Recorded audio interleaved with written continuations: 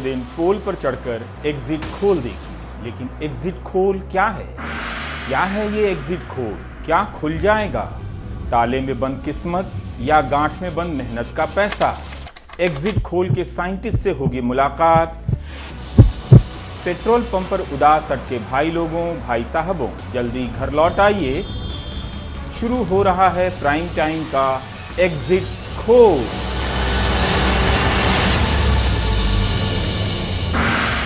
नमस्कार, मैं रवीश कुमार। आज दो तरह के एग्जिट पोल आए हैं।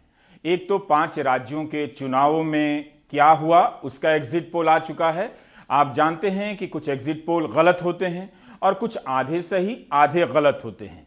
एक आध बार कुछ एग्जिट पोल पूरी तरह से सही हो जाते हैं। इसके बाद भी ना तो आपका विश्वास एग्जिट पोल को लेकर कम हुआ है और ना ही इसे लेकर मीडिया माहौल का बनना बंद हुआ है। लेकिन हम एग्जिट पोल की जगह एग्जिट खोल लेकर आ गए हैं। एग्जिट खोल की खोज मैंने की है, लेकिन आप अपने नाम से पेटेंट करा सकते हैं। एग्जिट खोल के तहत आपको अपनी जेबों की सिलाई ढीली करनी पड़ेगी, नहीं तो अपने आप खुल जाएंगी और हर जगह से आपकी बचत का पैसा निकलने लगेगा, उड़ने लगेगा। यह कुर्ता छत से लटक रहा है। आज के बाद इसकी जेब से कितना पैसा निकलेगा, इसका भी एग्जिट पोल होने जा रहा है। बल्कि इसका नाम हमने एग्जिट खोल रखा है। महंगाई के दबाव में जेब की सिलाई खुलती चली जाएगी, जेब फटती चली जाएगी और आपकी बचत का पैसा दनादन एग्जिट करने लगेगा। इसी नई वैज्ञानिक विधि का नाम है एग्जिट खोल। अभी तक जेब से निकासी का एक ही मुख्य द्वार हुआ करता है, लेकिन विमान की तरह इस जेब में 2 छेदें दाईं तरफ होंगी, 2 छेदें बाईं तरफ होंगी। निकासी का एक द्वार पीछे होगा, एक द्वार सामने होगा।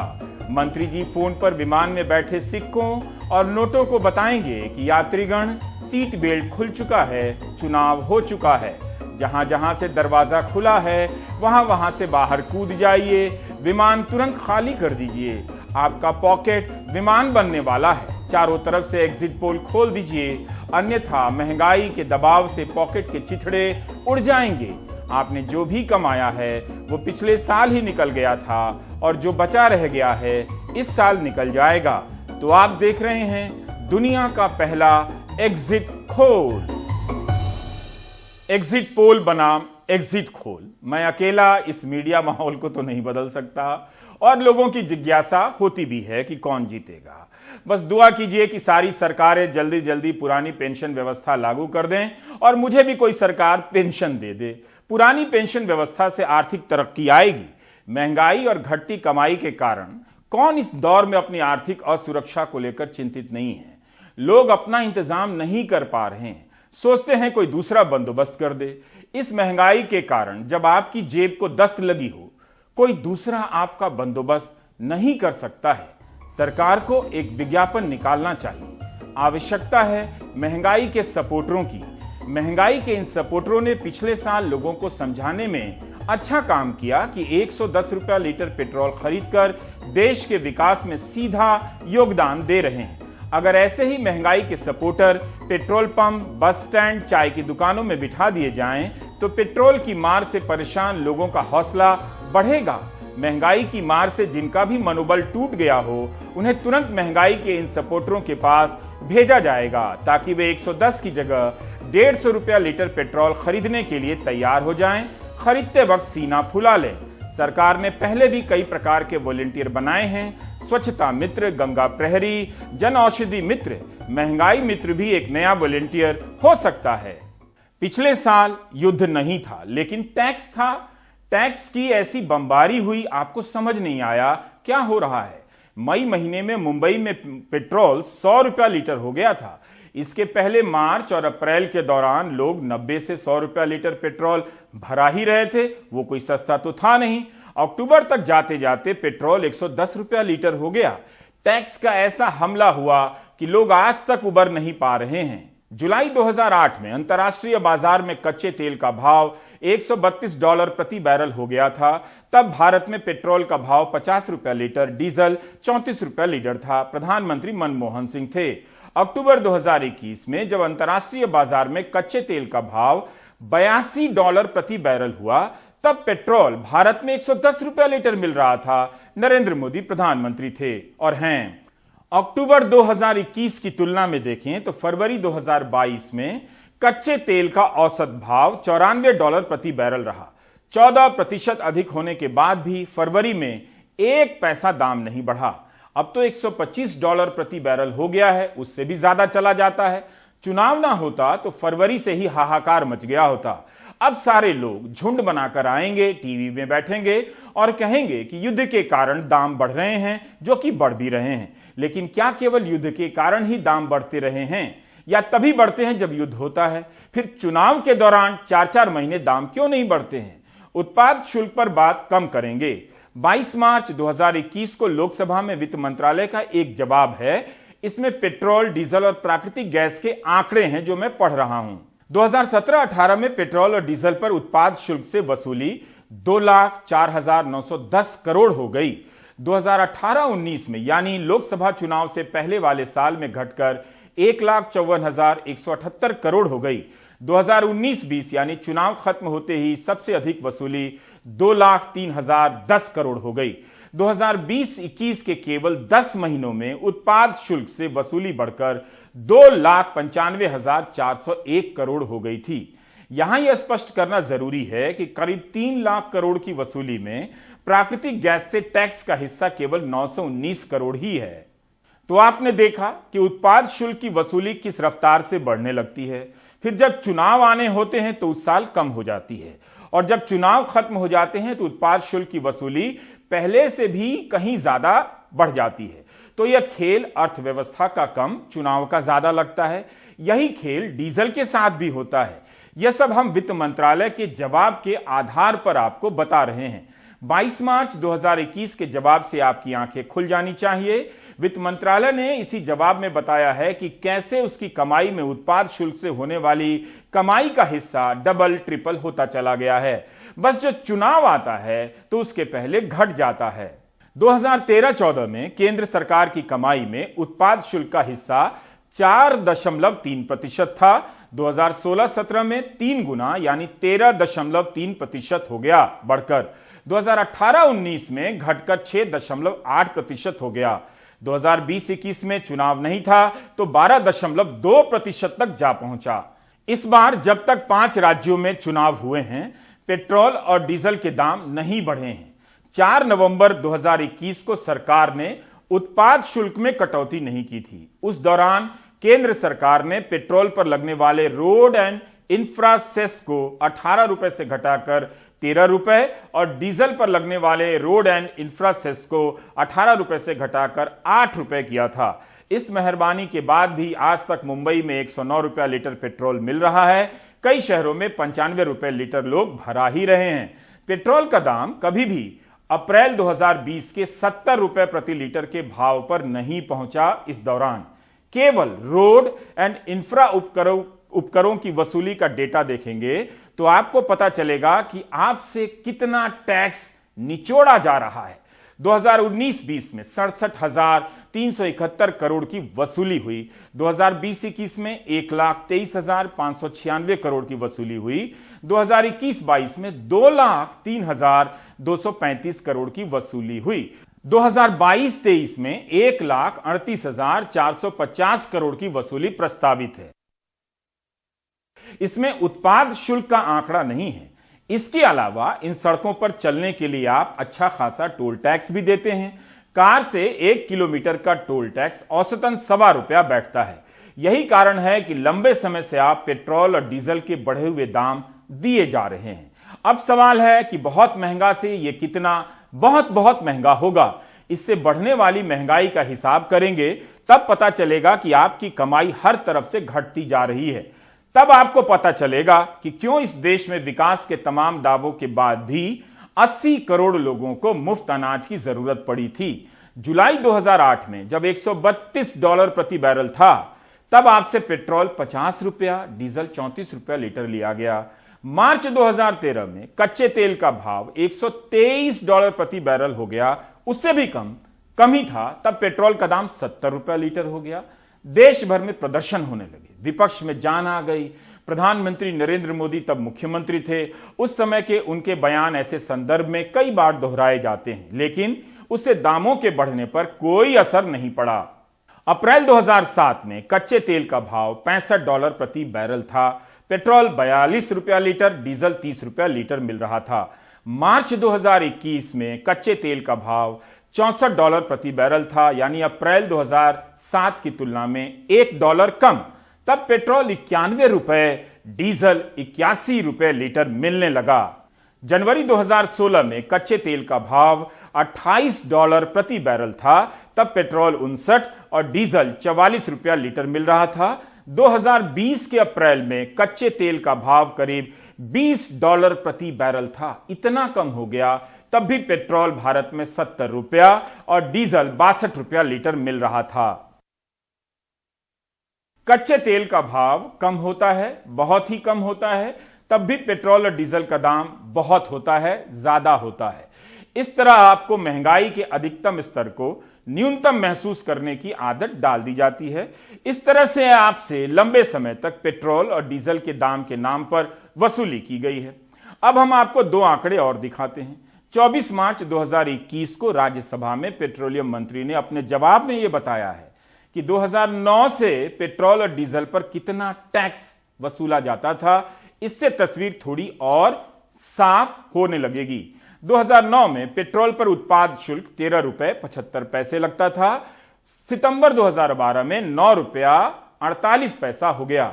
मार्च 2015 में इसे बढ़ाकर 2009 से भी अधिक कर दिया गया, 17 रुपया 46 पैसा। जनवरी 2016 में बढ़ाया गया और यह 20 रुपया 48 पैसा हो गया। मई 2020 में पेट्रोल पर लगने वाला उत्पाद शुल्क 32 रुपया 98 पैसा हो गया। आप देख रहे हैं एग्जिट खोल। आपने देखा कि उत्पाद शुल्क और सड़क और बुनियादी ढांचे के लिए लगने वाले तमाम उपकरों से कितनी ज्यादा वसूली हो रही है। आपकी जेब फटती जा रही है, पैसे निकलते जा रहे हैं। अंतर्राष्ट्रीय बाजार में कच्चे तेल के भाव से ज्यादा सरकार के टैक्स के कारण दाम बढ़ते हुए नजर आते हैं। आपकी बचत हवा मिठाई होती जा रही है। इन बातों को जोर देकर कोई भी नहीं बताएगा। जब पेट्रोल और डीजल के दाम 120 या 130 रुपए लीटर हो जाएंगे, तबाही आएगी। हरियाणा के कैथल में किसान ड्रम लेकर पेट्रोल पंप पर पहुंच गए हैं। दाम बढ़ने की खबरों ने उन्हें परेशान कर दिया है। ट्रैक्टरों पर ड्रम लाद कर ले जाते किसान। हरियाणा के कैथल में इन दिनों ऐसी तस्वीरें खूब दिख रही हैं। दरअसल किसान डीजल भरवाने के लिए ड्रम लेकर पेट्रोल पंपों पर पहुंच रहे हैं। उन्हें आशंका है कि 5 राज्यों के विधानसभा चुनाव खत्म होते ही सरकार पेट्रोल डीजल के दाम बढ़ा देगी। यही वजह है कि पैसे उधार लेकर भी वो काफी मात्रा में डीजल भरवाने में जुट गए हैं। तेल तो जी इलेक्शन के बाद, ये 7 तारीख का इलेक्शन है लास्ट में, 7 तारीख के बाद कहें बदे का सारा वो खबरों में भी है, रूम भी है, तो इसमें डर के मेरे खरीद रहे हैं जी, स्टॉक कर रहे हैं। अड़दियों से पैसे ले लेके पहले दुखी हैं जी। तो आज कितने ड्रम लेके जा रहे हो आप तेल के? आज ड्राम 10 ड्राम है जी। ड्रामा की 5-6 लेके थी जी, 2-4 फालतू सोचा जी आगे लंबा चल जाए। जितने जरूरत के अनुसार एक ही ड्राम भराया, बाकी जिम्मेदार कहीं कोई 15 ड्राम भरा रहा, कोई 10 ड्राम भरा रहा, जितने भी जिसके कारण। तो लोगों को ये हो रहा भाई इलेक्शन के तुरंत बाद भाई मोदी सरकार तेल के रेट बढ़ाएगी। अभी इलेक्शन करके रोक रखे है। चुनाव के खत्म होने के बाद तेल बढ़ेगा, इस कारण से हम तेल इतना ले जा रहे हैं। तो पहले जैसे थोड़ा थोड़ा लेके जाते थे, अब एकदम इतना पैसा कहाँ से आया आपके पास? पैसा जी हम आड़ती के पास से ले आए हैं जी, यही बात है जी, ब्याज पे पैसा चल रहा है। तेल सर कल 7000 की सेल थी, 7000 लीटर डीजल बिका था और 5000 के आसपास पेट्रोल बिक रहा है। मतलब 10 लाख रुपए की डेली की सेल चली। तो अब 2 दिन में क्या फर्क पड़ा आपकी सेल पे? हमारी सेल 3 गुना है। गेहूं की फसल का सीजन आ गया है। नलकूप से सिंचाई के लिए डीजल की जरूरत पड़ेगी, लिहाजा किसान जैसे भी हो अभी के दाम पर ड्रम भरकर डीजल खरीद लेना चाहते हैं। इसकी वजह से ड्रमों की भी बिक्री अचानक काफी बढ़ गई है। ड्रम खरीदार वाले आजकल कौन लोग हैं? ये किसान है जी। तो किस लिए खरीदे, तो बताएं आप। ये ऐसे कह रहे हैं भाई तेजी आएगी तेल में। तो पहले कितने का था दाम? पहले जैसे 900 का था, अब 1000 का हो गया, 600 का था, 800 का हो गया। तो कितना कुछ बिक्री में बहुत फर्क है जी। बहुत फर्क है। हाँ जी। पहले कितना ड्रम बेच देते थे? पहले तो 2-4 बिका था जी, अब कितना बेचते? अब तो 15-20। पिछले 4 महीने से पेट्रोल और डीजल के दाम स्थिर हैं। साफ है 5 राज्यों के विधानसभा चुनावों के चलते सरकार ने जानबूझकर दामों को बढ़ने नहीं दिया और अब तो रूस यूक्रेन युद्ध से अंतर्राष्ट्रीय बाजार में कच्चे तेल का दाम $130 प्रति बैरल के पार पहुंच गया है। ऐसे में तेल के दाम बढ़ने की किसानों और आम आदमी की आशंका निराधार नहीं है। कैथल से सुनील रवीश की रिपोर्ट, एनडीटीवी इंडिया। अब खाप के नेता चेतावनी दे रहे हैं कि अगर दाम में वृद्धि की गई तो वे आंदोलन करेंगे। हमारा सवाल है कि क्या सरकार पेट्रोल और डीजल के दाम को बेलगाम बढ़ने देगी? क्या सरकार को पता नहीं कि जनता पिछले 1 साल से महंगाई से जूझ रही है? उसके पास अब ताकत नहीं बची है कि नए हमले को झेल पाए। हर तरफ से आवाज आ रही है कि सरकार पेट्रोल के दाम बढ़ाएगी, लेकिन क्या सरकार इन सब सवालों के बारे में सोच नहीं रही होगी?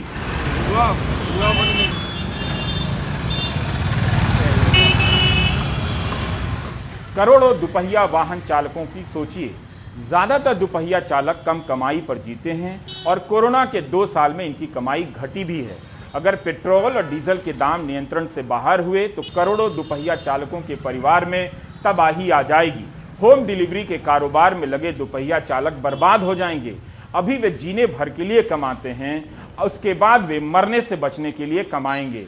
सरकार को इन्हें अलग से राहत देनी चाहिए, तुरंत एक कदम उठाना चाहिए। सरकारी और प्राइवेट सेक्टरों में कम वेतन पर काम करने वाले और दुपहिया चालकों के लिए वर्क फ्रॉम होम लागू कर दे। कार वालों को भी वर्क फ्रॉम होम की छूट मिले। दूध के दाम महंगे होने लगे हैं। अमूल ने दूध 2 रुपया लीटर महंगा किया, दही भी 2 रुपया लीटर महंगा कर दिया। सरसों तेल छोड़कर बाकी खाद्य तेलों के दाम बढ़ने लगे हैं। निम्न आय वाले तबके को कैसे बचाया जाए, सोचना होगा। किसानों के लिए केवल डीजल का दाम महंगा नहीं होगा, बल्कि खाद भी महंगा होगा। घरेलू उत्पादन की लागत भी बढ़ी है खादों की, और युद्ध के कारण रूस से आयात महंगा होता जा रहा है।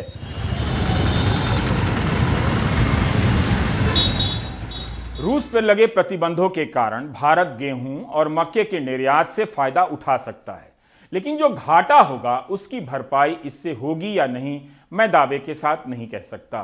खाद का भी एक आइटम दाम बढ़ने की सूची में है। इस बार के आर्थिक सर्वे में भारत की तरक्की के अनुमान इस आधार पर लगाए गए हैं कि कच्चे तेल का भाव औसतन $70 से $75 के प्रति रहेगा। वित्त मंत्री कह चुकी हैं कि कच्चे तेल का भाव बढ़ा तो वित्तीय अस्थिरता आ सकती है। हमने प्रोफेसर अरुण कुमार से पूछा कि क्या यह मानकर चला ही जाए कि पेट्रोल के दाम बढ़ेंगे या सरकार दूसरे विकल्पों पर विचार करेगी। दूसरे विकल्प क्या हैं? भारत की अर्थव्यवस्था इस वक्त किस मोड़ पर खड़ी है?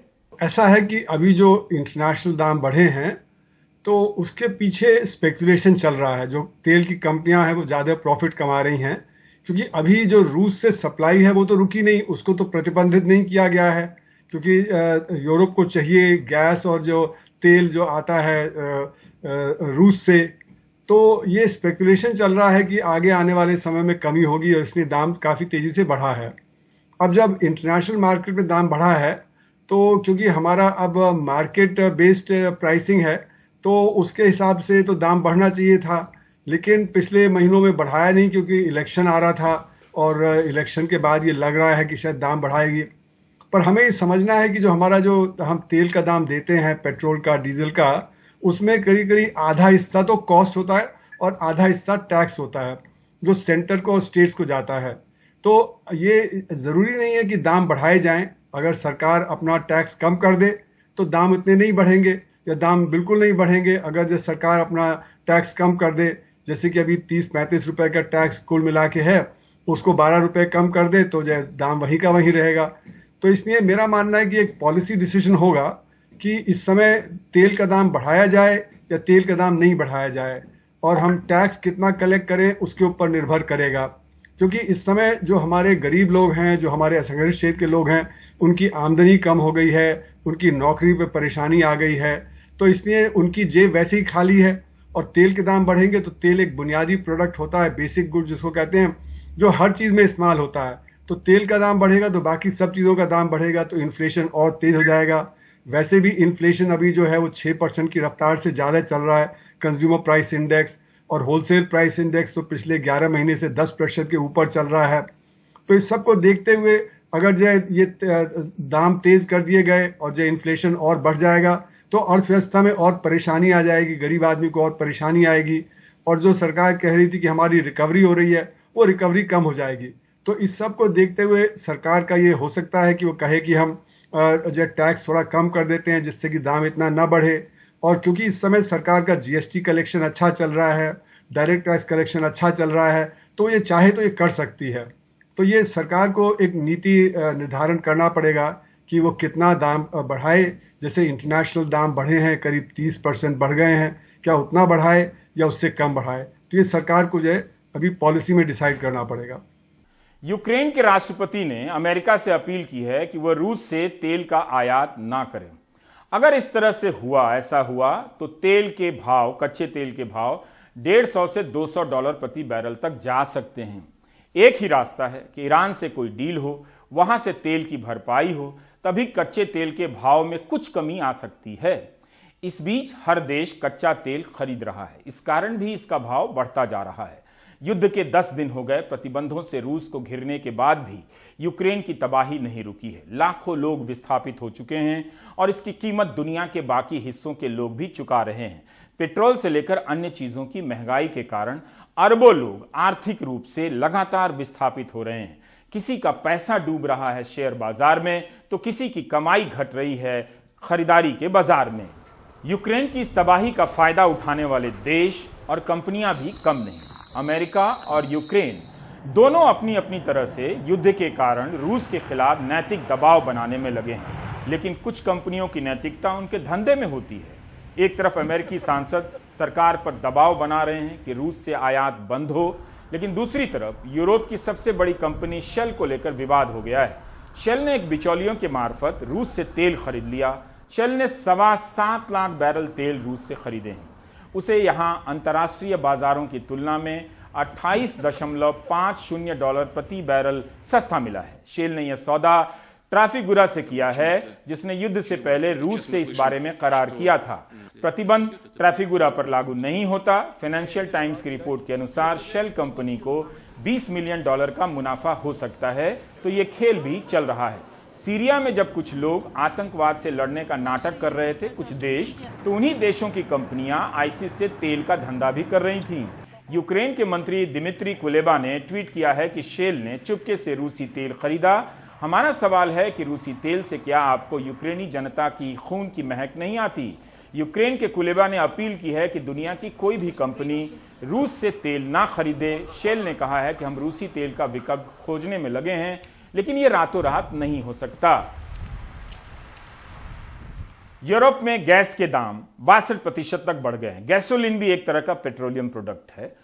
युद्ध को लेकर कई लोग रोमांचित हो उठे थे। उन्हें कुछ नया देखने को मिल रहा था टीवी पर, लेकिन वे नहीं देख पाए कि दुनिया कई बार इस तबाही को देख चुकी है और हासिल के नाम पर केवल बर्बादी मिली है।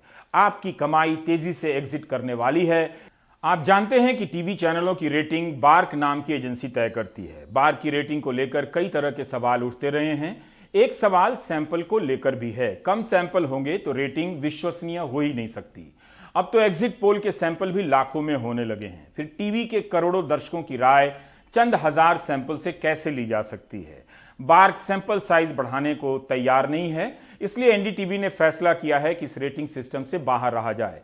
एनडीटीवी ने खुद को रेटिंग सिस्टम से अलग कर लिया। हमारी रेटिंग आपसे है, असली टीआरपी जनता तय करती है। चंद सैंपलों से नंबर 1 बनने की होड़ से शोर तो होता है, मगर सच्चाई कहीं और नजर आती है। इस रेटिंग के जाल में हम रहते तो एग्जिट पोल छोड़कर पेट्रोल के दाम और सूमी में फंसे छात्रों पर प्राइम टाइम नहीं कर पाते। शुक्रवार को हमने प्राइम टाइम में दिखाया था कि किस तरह से सूमी में सैकड़ों भारतीय छात्र फंसे हैं। उनके पास पीने का पानी नहीं, बर्फ जमा कर रहे हैं। इसका असर यह हुआ कि सूमी का जिक्र प्रेस कॉन्फ्रेंस में प्रमुखता से होने लगा। जब शनिवार को छात्रों ने वीडियो जारी किया कि वे खुद अपने भरोसे पैदल निकलने वाले हैं, तब सरकार ने तुरंत उनसे संपर्क किया, समझाया कि ऐसा ना करें। सरकारी प्रयासों में भी तत्परता आने लगी। प्रधानमंत्री नरेंद्र मोदी ने आज सुबह यूक्रेन के राष्ट्रपति से बात की, पुतिन से भी बात की। सूत्रों के हवाले से बताया गया कि 50 मिनट की इस बातचीत में पुतिन ने प्रधानमंत्री को बताया कि यूक्रेन और रूस के बीच जो बातचीत चल रही है उसमें क्या प्रगति हुई है। प्रधानमंत्री मोदी ने पुतिन से आग्रह किया है कि राष्ट्रपति जेलेंस्की से सीधे बात करें। उन्होंने सुमी में जल्द से जल्द भारतीय नागरिकों के सुरक्षित निकालने पर जोर दिया और पुतिन ने इस बारे में हर संभव मदद का आश्वासन दिया है। सुमी में आज छात्रों को बाहर लाया गया, वे लाइन में भी लगे और पहले लड़कियों को 4 बसों में बिठाया गया। उसके बाद क्या हुआ स्पष्ट नहीं। लड़कियों को बस से उतार दिया गया और लड़कों को भी हॉस्टल में रहने के लिए कहा गया। यह भी कहा गया कि आप वीडियो ना बनाएं, न्यूज में ना चलाएं। आज जो सीज फायर की खबर आई थी उसके हिसाब से रूस ने रूस और बेलारूस की तरफ का रास्ता दिया था, जिससे यूक्रेन ने इनकार कर दिया। हम लोग अभी भी सुमी में प्रेजेंट हैं और कल हम लोग को इन्फॉर्मेशन गवर्नमेंट ऑफ इंडिया की तरफ से, हमारे एम्बेसी की तरफ से और कुछ ऑफिशियल हैं यूनिवर्सिटी में, उनकी तरफ से इन्फॉर्मेशन मिला था कि आज हमारी इवोकेशन की जाएगी, राइट। बट कुछ बसेस जो हैं आई हुई थी, ठीक है, और हम लोगों ने तैयारियां पूरी कर रखी थी इवोकेशन के लिए, जाने के लिए यहाँ से। गर्ल्स लोग भी पूरा प्रिपेयर्ड था निकलने के लिए यहाँ से। बट कुछ इंफॉर्मेशन मिला एम्बेसी की तरफ से, गर्ल्स वहाँ बस में बैठी हुई, बट कुछ इन्फॉर्मेशन मिला गवर्नमेंट ऑफ इंडिया की तरफ से, एम्बेसी की तरफ से कि अभी सेफ नहीं है जाना, और तो हम लोग रुक गए, हम लोग नहीं गए और स्टिल अभी भी हॉस्टल में है। इसके लिए गवर्नमेंट ऑफ इंडिया का मेनी थैंक्स। अब हम लोगों को लग रहा है कि हम लोग यहाँ से जाएंगे। बहुत सारे जो बच्चे थे यूनिवर्सिटी में, बस देख करके, ये सारी चीजें सुन करके बहुत खुश हुए। उम्मीद है इस मामले में फिर से प्रगति होगी और रास्ता निकलेगा। इस स्तर पर इससे अधिक अटकलें लगाना ठीक नहीं। वहां के हालात को देखते हुए भरोसा किया जाना चाहिए कि इन्हें निकालने के प्रयास फिर से होंगे और भारत सरकार भी निरंतर प्रयास कर रही है। ये वो चेहरे हैं जो प्रतिबंधों के बीच रूस से बात कर रहे हैं, फोन से बात कर रहे हैं और सार्वजनिक रूप से अपील कर रहे हैं।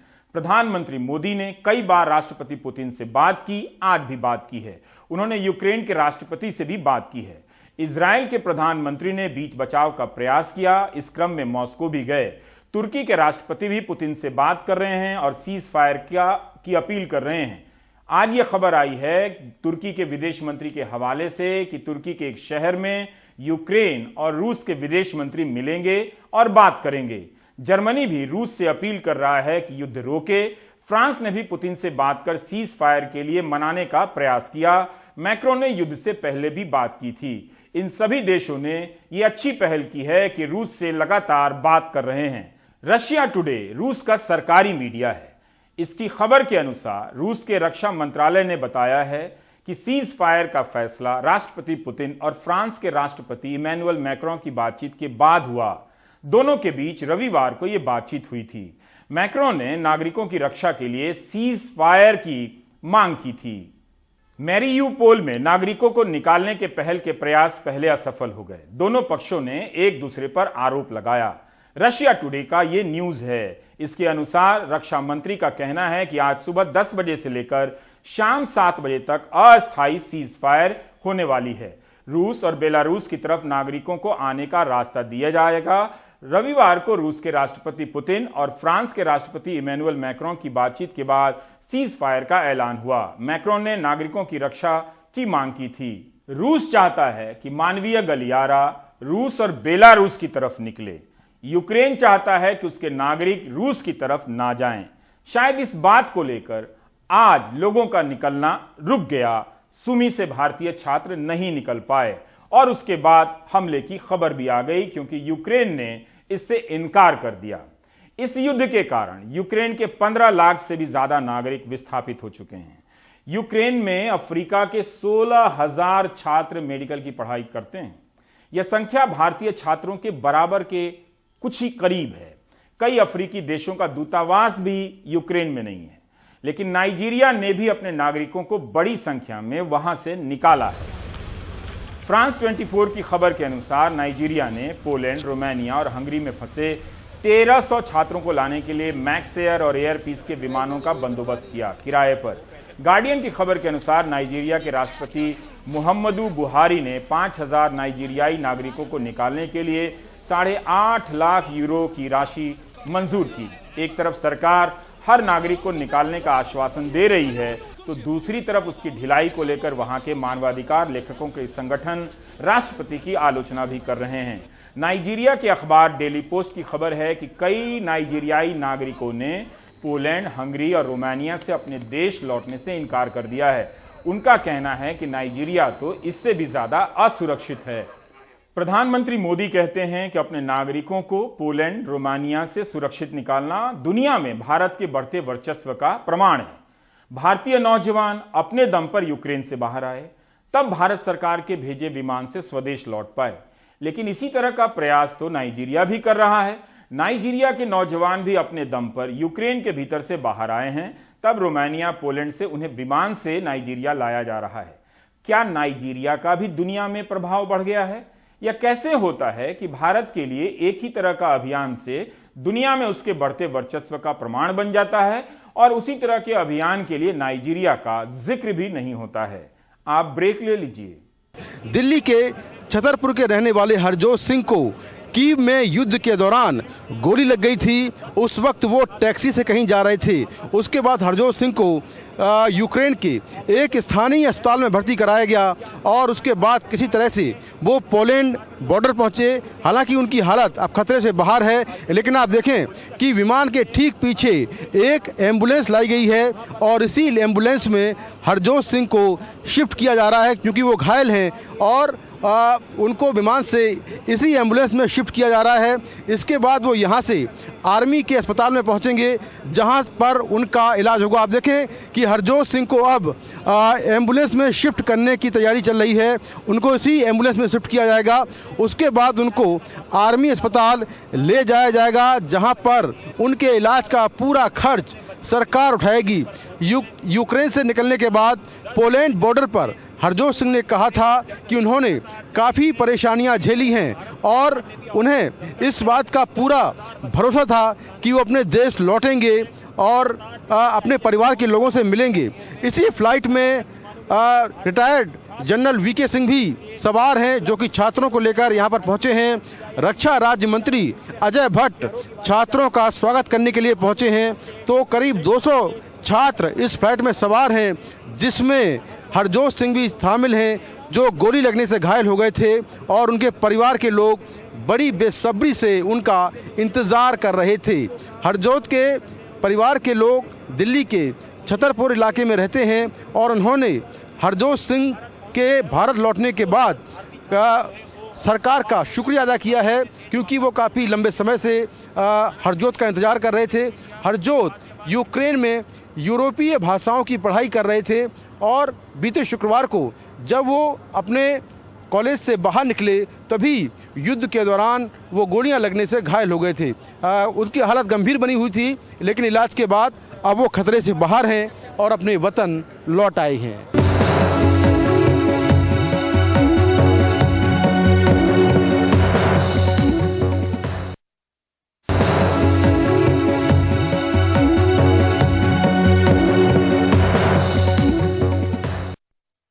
मध्य प्रदेश विधानसभा के बजट सत्र की आज शुरुआत हो गई। उम्मीद थी कि कांग्रेस सरकार को घेरेगी, लेकिन कांग्रेस नेता जीतू पटवारी ने बजट सत्र की शुरुआत में होने वाले राज्यपाल के अभिभाषण का बहिष्कार करने का ऐलान कर दिया, जिसके बाद सदन में कमलनाथ ने कहा पार्टी इससे सहमत नहीं।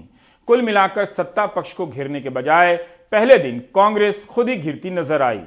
प्रधानमंत्री फसल बीमा योजना के अंतर्गत मध्य प्रदेश की 15वीं विधानसभा का बजट सत्र शुरू हो गया।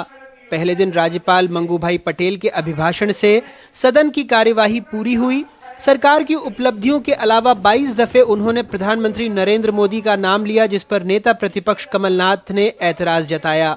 22 दफे आप गिनिएगा। वैसे हंगामा सुबह ही शुरू हो गया जब कांग्रेस के कार्यकारी अध्यक्ष जीतू पटवारी ने किसान कर्ज, बेलगाम नौकरशाही की बात कहकर राज्यपाल के अभिभाषण के बहिष्कार का ऐलान कर दिया।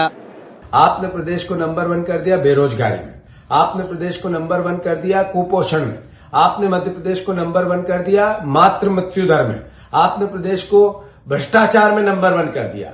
कैसे सुना जा सकता है ऐसे प्रदेश की सरकार को जिसमें बिजली के बिलों से परिवार के लोग हाहाकार मचा रहे हो?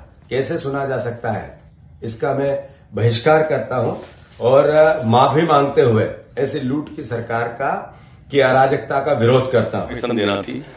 सदन में इसको लेकर जब संसदीय कार्य मंत्री नरोत्तम मिश्र ने सवाल पूछा तो कांग्रेस बैकफुट पर दिखी। कहा ये पार्टी का बयान नहीं। आज आप घर पे बिस्तर पे लेट के ट्वीट कर दो और कह दो मैं बहिष्कार, इस बात का बहिष्कार।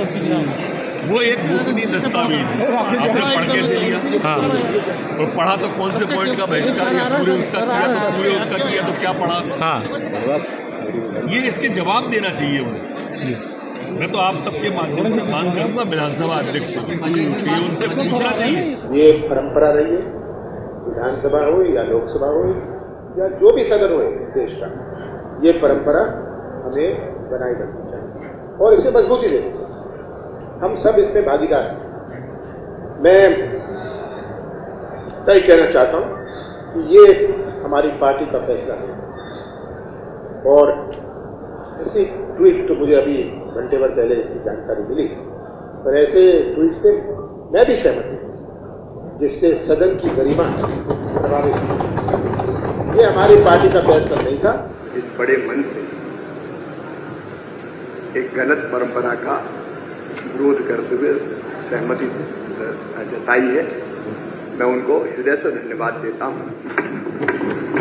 पक्षों विपक्षों संसदीय परंपराओं का पालन करना हमारा धर्म है और मध्य प्रदेश की गौरवशाली परंपरा रही है, जिसको उन्होंने आगे बढ़ाने का काम किया है। वैसे रविवार को नेता प्रतिपक्ष कमलनाथ की अध्यक्षता में आयोजित कांग्रेस विधायक दल की बैठक में गाय की सुरक्षा और संवर्धन की मांग को लेकर प्रस्ताव पारित हुआ था।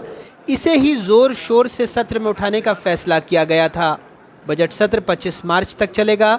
सरकार 9 मार्च को बजट पेश करेगी। कांग्रेस कई मौकों पर दिखाती रही है कि वो एक नहीं अनेक है, खासकर मध्य प्रदेश में, और इसी चक्कर में 15 महीने पुरानी सरकार चली गई। अब जब कार्यकारी अध्यक्ष कह रहे थे कि किसान, युवा, बेरोजगारों के मुद्दे पर राज्यपाल के अभिभाषण का बहिष्कार करेंगे, तो सदन के अंदर कांग्रेस उनके इस बयान से पल्ला झाड़ रही थी। कुल मिलाकर सत्र के पहले दिन जब उसे सत्ता पक्ष को घेरना था तो कांग्रेस खुद घिरती नजर आई।